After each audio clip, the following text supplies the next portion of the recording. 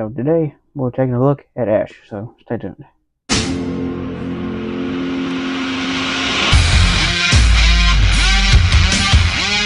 Okay, so this is the NECA 40th anniversary Ash from the 40th anniversary Alien line that they've been doing. Now, if you're wondering why he's leaning a little bit forward, I'll explain that here in a little bit. But if you remember my video I did on David, I actually mentioned this figure, and I didn't actually have it at the time. But so let's start with the packaging. Packaging here, as you can see, is the 40th anniversary packaging, which is really cool because it looks a lot like the packaging that was with the vintage Kenner Alien. So it's what it's kind of modeled and styled after. As you can see here, it's got the Alien logo at the bottom. Warning, it says Ash. It's got the NECA logo, which is kind of made it look like the old Kenner logo. On the side it says Alien 40th anniversary, Ash inside there.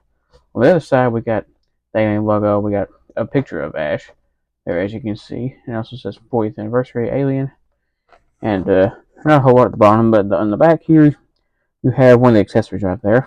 And it says Alien Ash right there. And as you can see, there's like a bio. If you want to read that, go ahead and pause it now.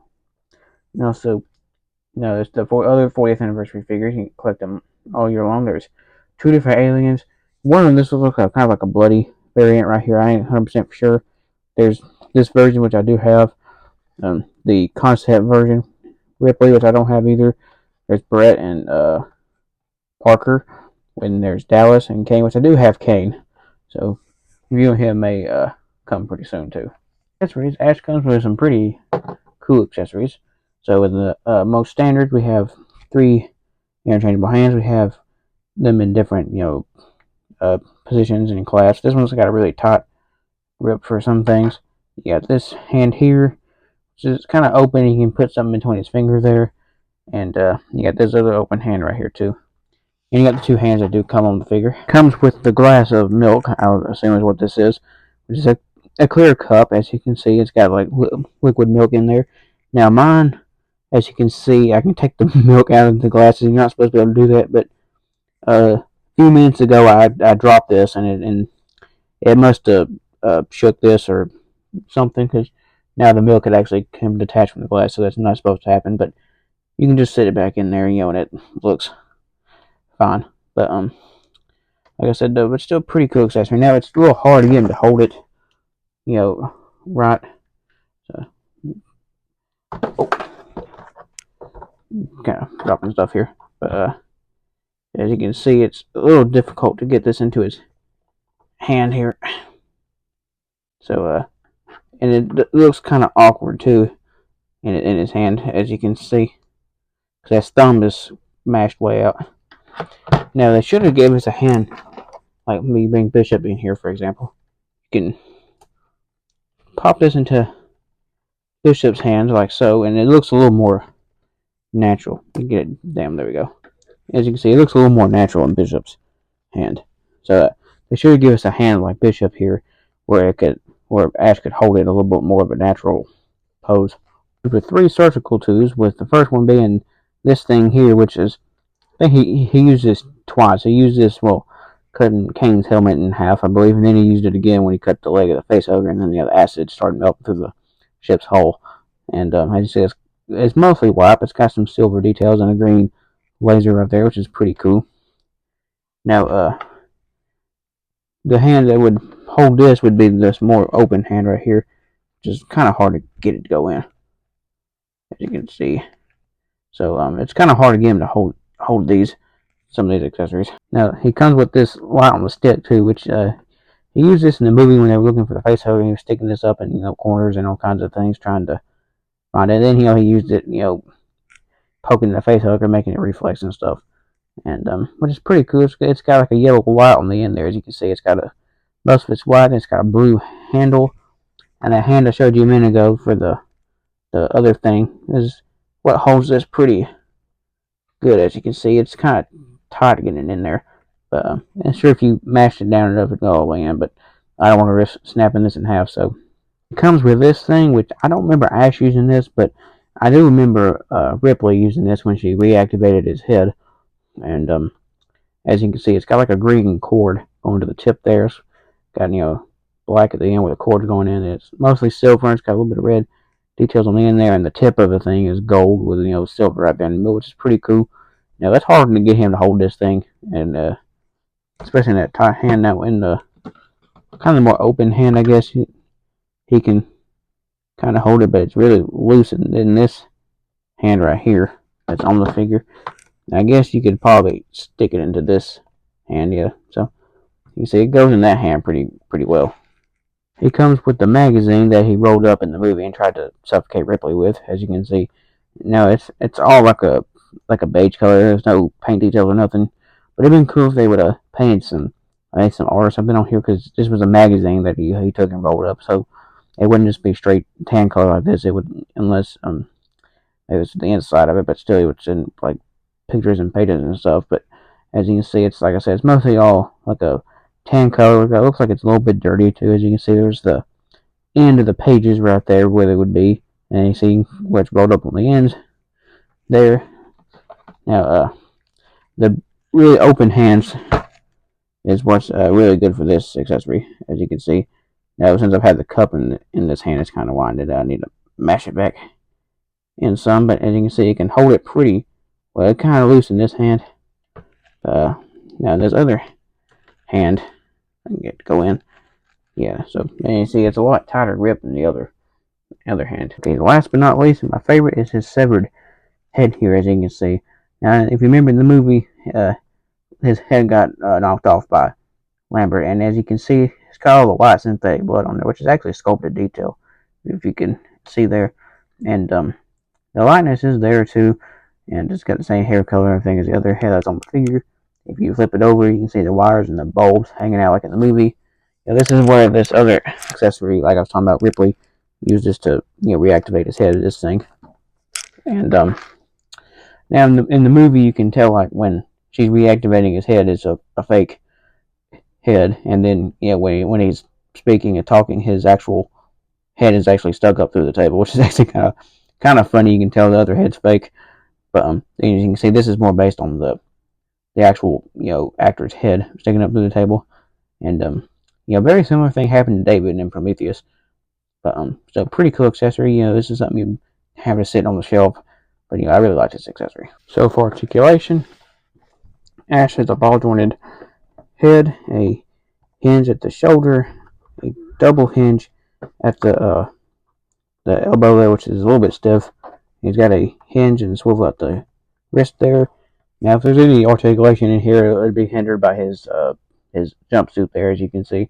But you see, he's got some articulation at the hip there, which is a little bit stiff. He's got good knee articulation.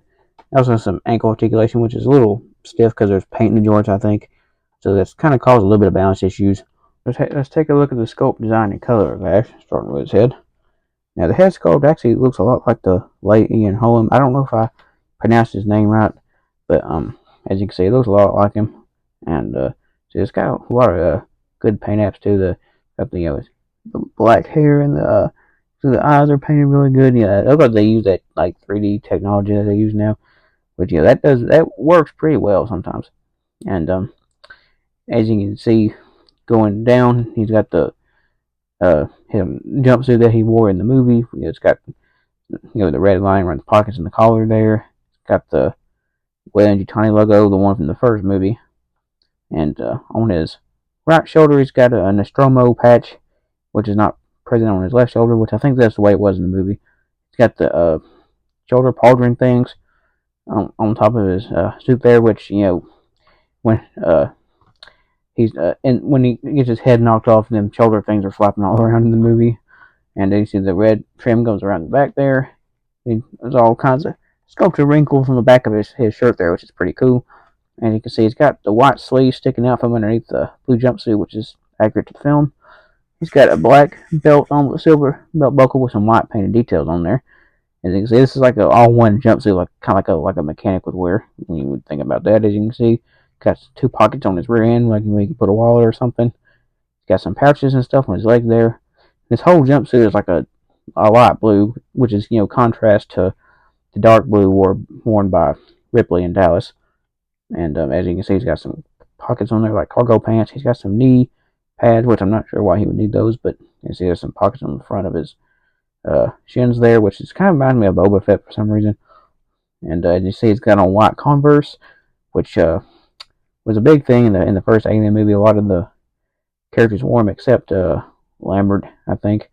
But that was a pretty big, in the first movie. They're all white, not a whole lot of paint, just mostly white, but still pretty cool. Okay, so for comparison time, here's this new NECA Ash compared to the Super 7 reaction version there, as you can see.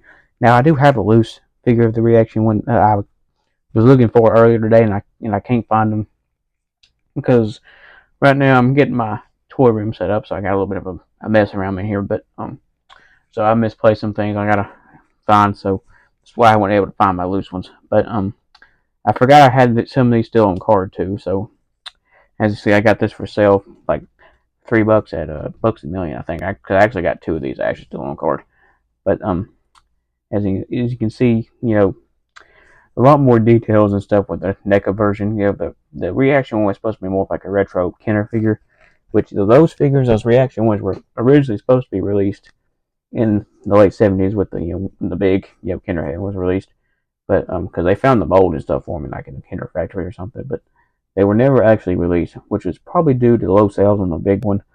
So but Super 7 many years later recreated these figures, and they're really cool. So I might do a video of those once I find my loose ones. So here he is compared to Kane, which I removed his helmet so it'd be a little bit more of a fair comparison, because his helmet's going to make him look a little taller because the helmet sticks up a lot higher than Kane's actual head does.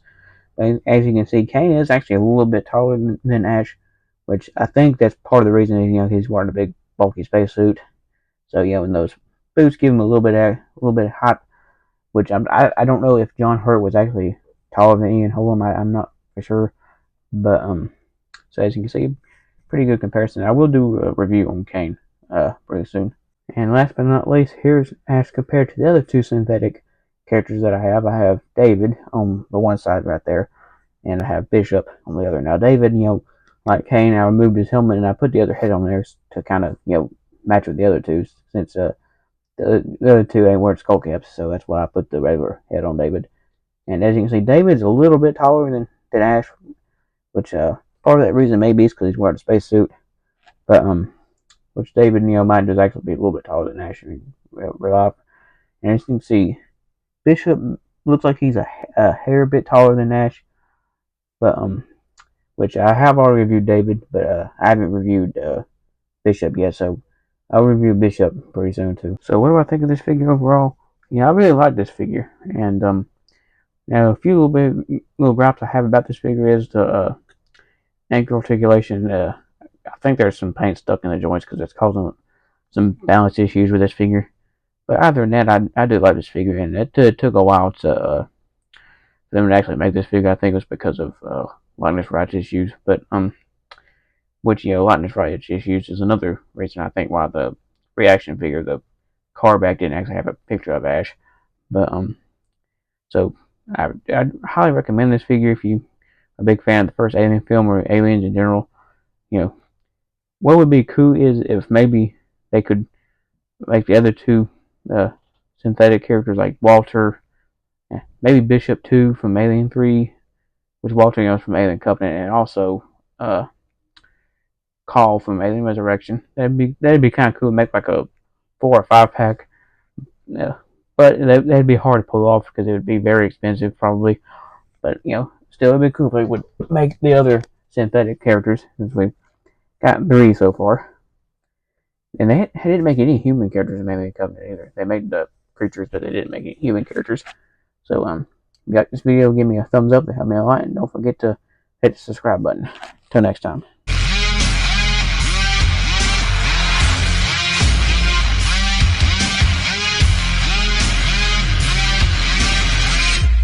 Now in the movie, you can